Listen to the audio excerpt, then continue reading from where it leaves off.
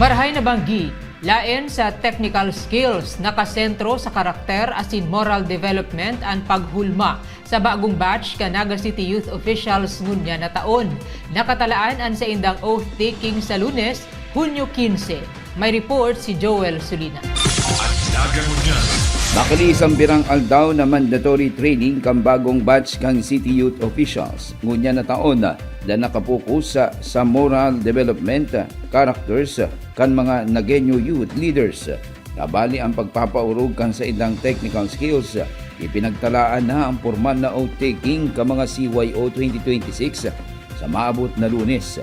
Sigun kay SK Federation President asin ex-officio member City Councilor Jepson Felix, igwa ng 45 mga outstanding young leaders na nakabasar bilang mga counterpart ka mga actual city executives, department heads, asin legislators na magiging katuwang asin maloog sa local internship o immersion.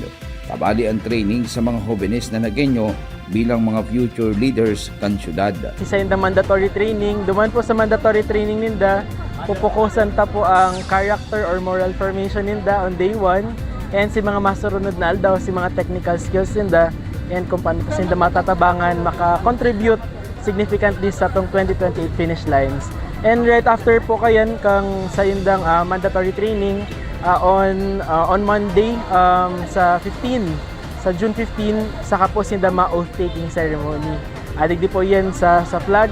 And pag Tuesday, si inot naman na session kang City Youth Sangguniang Panlunsod. Madurar ning sagpud sa rong taon ang pagiging City Youth Officials dangan igwang 45 diyas na immersion sa loob kang mga opisina asin departments kang gobyerno lokal na matapos sa July 30, 2026 sa panginot kang bagong City Youth Mayor na si Isha Kylie Imbestro Namuro kang Barangay San Felipe. Kay ba si City Youth Vice Mayor Dan Christian Brohan Ragay kang Bagong Bayan Sur. Tinurang doon ni City Councilor Felix na focus kang bagong set kang CYO ngunya na taon gabos naka-align sa 2028 finish line kang presenting administrasyon ni Mayor Leni Robredo. Kabali na ang pag-focus man sa iba pang mga issue, imbento ang mga jóvenes kan syudad. Dapat na programs in the align sa 2028 finish lines, lalong-lalo na si mga defined na pong outcomes on education, on health, economic empowerment, and si safety po kang sa tuya mga jóvenes digdi sa Naga. And si identified naman po na dapat ming tutukan ngunyan na emerging issue siya with our young people is si satuyang medyo nagluluyan na youth political participation pag abot sa laog kang eskwelahan. Ito pong sa tuyang mga student governments nagluluya po si participation katong sa tuyang mga estudyante, and sa limi po saro ito sa dapat tutukan.